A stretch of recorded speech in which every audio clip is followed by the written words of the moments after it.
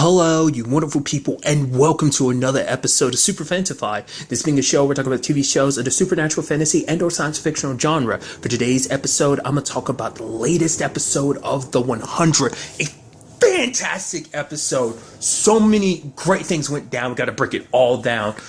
Obviously, the whole Clark lying about Maddie's situation, which I'm not surprised. Like, the moment I was like, all right, she's a Nightblood, true Nightblood, especially because we know where Gaia stood, I was like, that's going to be an issue. Clark saw that immediately, especially considering the fact this entire episode's about the fact is that more and more time that's passing by, Octavia is losing more and more grip. The fact that they ran from the battle and they've just seen that, like, oh, like Octavia was showing us like the overwhelming force, you know, because she kind of put everyone in their place like 6 years ago. Now an even greater force is showing up, plus they're offering more, they're offering food. Oh, get away from Octavia.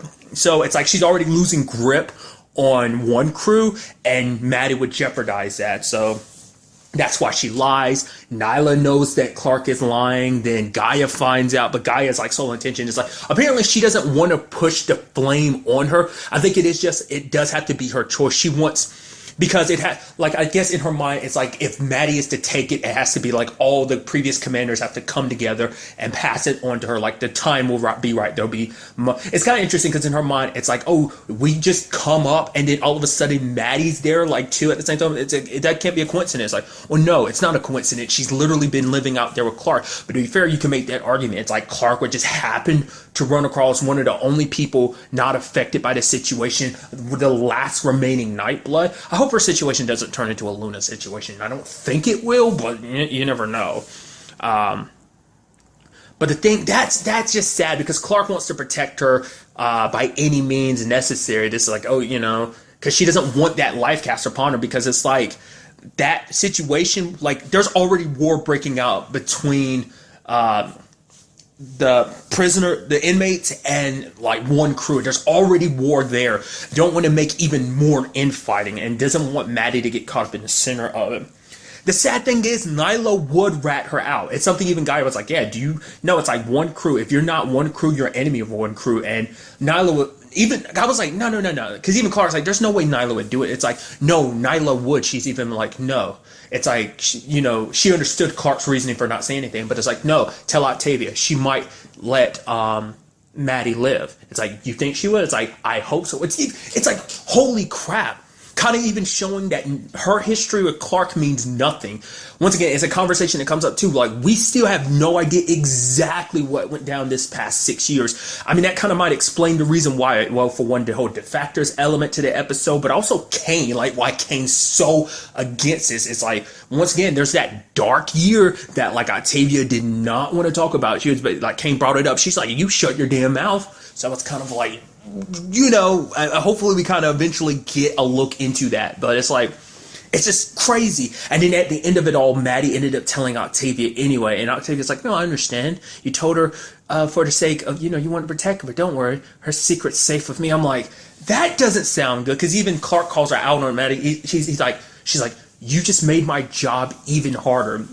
Because once again, she was like, she even told Maddie, this isn't the same Octavia. Octavia changed in those 6 years. Like, Bellamy doesn't even recognize his sister. Clark doesn't even recognize her friend in Octavia, which is just kind of like, once again, it's that situation of Octavia you can make the argument like Thelonious Jaha, like he created this monster, and sad he's not around to have to deal with it. It's kind of the situation, which is kind of like, because he kind of turned her into this monster to kind of like, to make this all happen, she had to be this monster, and now that monster has manifested for 6 years. It's that situation of like, people have two wolves inside of them. The one that wins is the one that you feed. For the past year, she's been feeding that one of anger, all like the kind of more negative side of herself. She's been feeding that wolf for like the past 6 years. So that little bit kindness in her is still there, because there's even moments where it's like, oh, the ship is coming. She's like, Bellamy, get inside, come on, like get in shelter. So like, obviously she still cares about Bellamy, which is interesting because the fact is they've had their beef since season 3 with the whole Lincoln situation.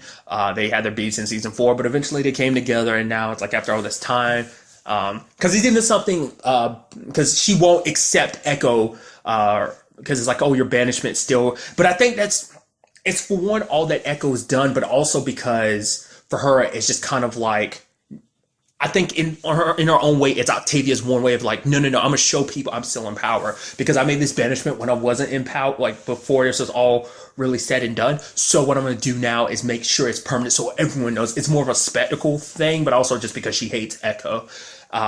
Bellamy's threatening to leave with her, but even Echo was like, no, don't even bring Harper or Monty with me. It's like, just don't. She's like, your sister needs you. You guys need to be here. I'll find some way to survive. And it's just kind of, once again, it's kind of interesting considering, because you can make the argument Echo's been selfish in the past, but it's like everything she's ever done in the past, no matter how shitty or shady, has always been for like Ice Nation. She's always done everything for her people. And that's a point that Bellamy tries to get across when him and Octavia fight. It makes you wonder if Octavia was at 100%, would that fight be differently? But obviously that's him. It's not meant to be a serious fight, but he did kind of take her down. So I did like the whole thing of like, oh, you want to fight someone who's not afraid of you? But it's kind of like, yeah, we've all done things we're not proud of that we should be forgiven for, but we all did it for the purpose of protecting our family, or the people that are, they're people, It's like Octavia's made choices like that plenty of times, obviously, and so has everyone in the show made sacrifices necessary.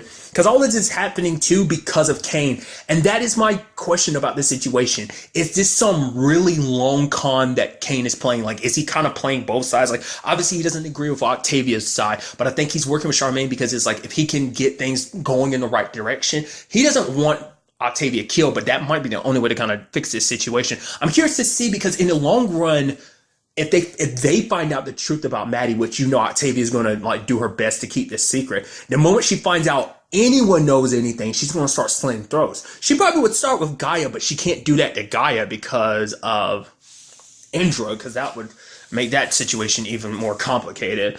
But the moment they find out about Maddie and putting her being in a position, I'm sure Kane's going to push for that so he can make sure that because he wants peace. But the thing is, like, is he going about this like as you see it is what's really happening type of thing, or is it, like I said, a longer con to make it kind of like pretend like he's really working with Charmaine, but really he's trying to dismantle everything. Then he's going to dismantle like one crew.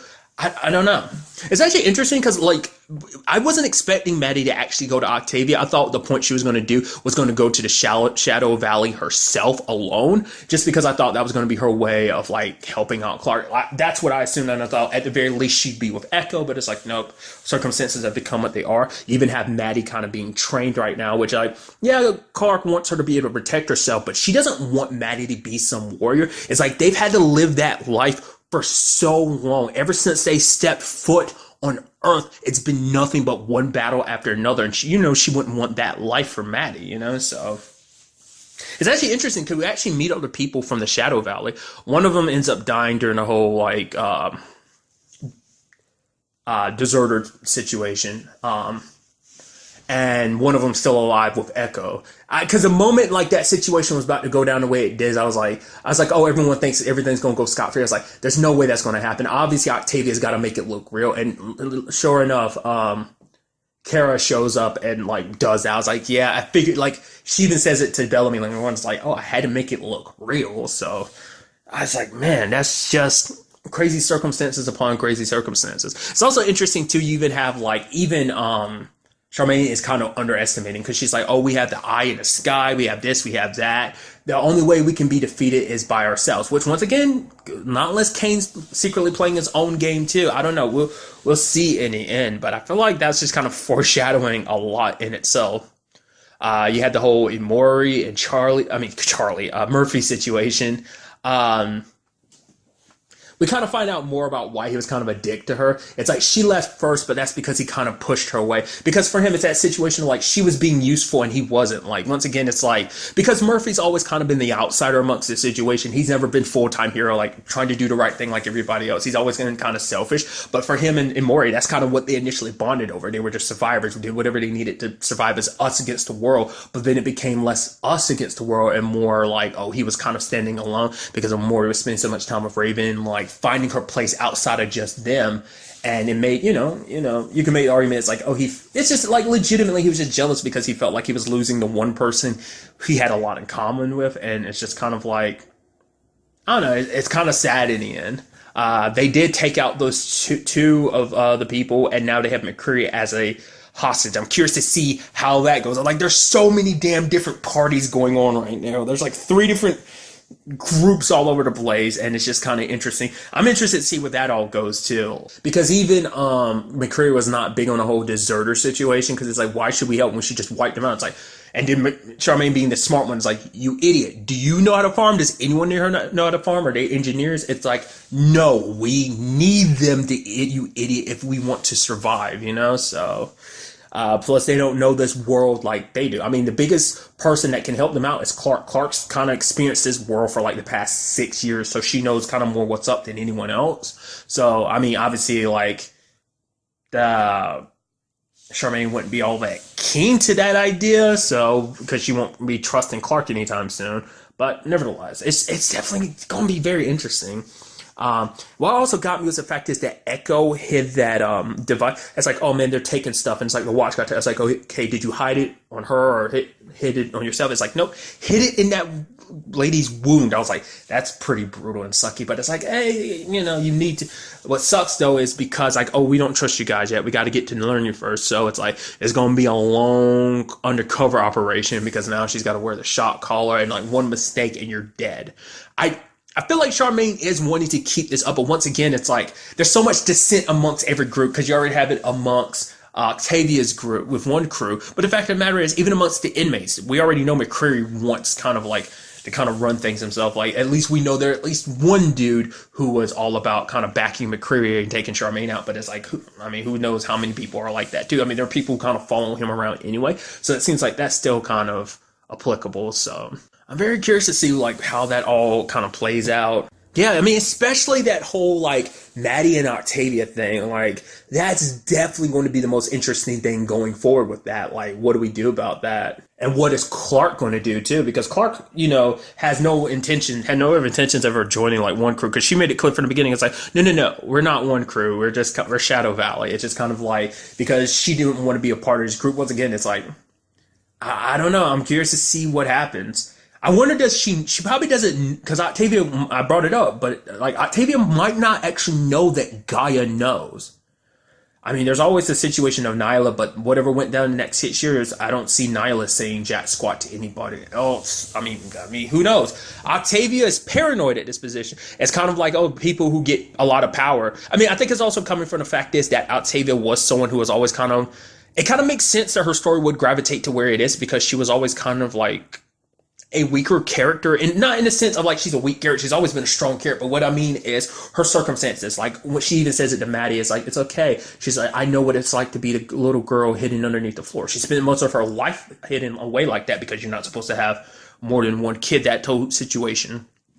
So it made that, you know, that life, it made, you know, someone who didn't have a lot of control over their own life. Of course, now that she's ever since landing on Earth, she's tried to take life in her own hand. And so, of course, it lead her down this path. And it's just, I'm so interested to see what it does. Like, I don't feel like things are going to end well for Octavia, because I'm just waiting for Kara too. Like, I'm just waiting for her to make an excuse to turn on Octavia, because she's kind of like one of her most trusted people. Other than that, be Indra. But even Indra second guesses a lot of stuff that Octavia does. But she would never completely turn her back on Octavia, because she cares about Octavia, because Octavia has always been like a daughter to her. Like, that's one of the people, that was the first Sky Crew person that like Indra ever got very close to. Is, I feel like in general, all across the show, like that Octavia was the first one. She was kind of like the bridge between, you know, Tree Crew and Sky Crew to begin with. So, I don't know, it's just kind of interesting. Since I was bringing it up earlier, I should have also talked about it too. Imori and Murphy, the whole situation, she's like, yeah, just because this is happening doesn't mean we're back together. So I don't know. That also, because I'm also scared in that situation, because I get the feeling like one, if not both of them, might die. Just because they're in this complicated thing, it's probably going to be that situation of like, oh, they spent so much time with the back and forth, but never getting fully back together. And then eventually one of them will die, and it's just be their biggest regret. I mean, like, I'm just concerned it might turn into a Jasper situation. Not to necessarily 100% that I agree, but it's kind of something in that similar vein of just kind of like, you know, regret and stuff like that. So, also like where Echo's going to stand with this whole like that undercover operation of hers. Like, it's not going to be easy getting that done. We haven't checked in on Raven in a while, so it's going to be like, what's up with Raven? the whole her and Shaw situation, like there's going to be interesting bonds and stuff there because Echo's got to make sure she gets the device to Raven, but obviously Shaw's probably going to be keeping his eye on her too. Like obviously for him, it's a lot more self-preservation in his regard. So I'm curious to see like, would he help her kind of get rid of the eye in the sky situation or what? Will this turn into full-blown war? Because everyone wants to avoid that. Because even something Monty brought up, he was like, I mean, like, are we, I thought we were supposed to be the good guys. And, even Bellamy's in this complicated situation because it's like, oh, turning in people, which luckily Echo decided she didn't want to do, which even Bellamy was kind of like, even though he was kind of saddened by it because that meant Echo wouldn't be able to stay, but it just made him go, I think on some level he was also grateful too because the fact that she didn't do it shows who she is, that she has grown, that she's not the same person she was, hence why they're in love in the first place, so... I would assume at this point in time, Bellamy knows the full truth now about Maddie, too. If not, like, Clark probably explains it afterwards, after everything kind of gets handled the way it does, so. They also set this thing up, too. Once again, that's why I was kind of thinking Maddie was going to go to the ship. Is the fact is that it's like, oh, if something happens to me, find my mom, which is going to be interesting considering Abby's current circumstances. It's not just being... kind of pale prisoner and focused on being a doctor for everyone that's sick, but more so just her own situation of like, the whole popping pills and stuff like that. So that'd be a complicated situation, kind of being a motherly figure to Maddie. I guess you could make the argument almost grandmotherly figure. So, like I said, overall, a fantastic episode. I'm super excited to see what the next episode has in store for us with all of this. Like, how this is all going to play out. It's definitely going to be very interesting. The stakes are just raising higher and higher with every new episode because more things are just adding fuel to the fire. Not just fires, because there's so many fires that are going to come together to make a huge, gigantic fire with this whole situation. It's going to be crazy to see how it all plays out. But really, that's all I want to talk about. To the next time we meet, be happy, be safe, live life to the fullest, and enjoy it. Good day and good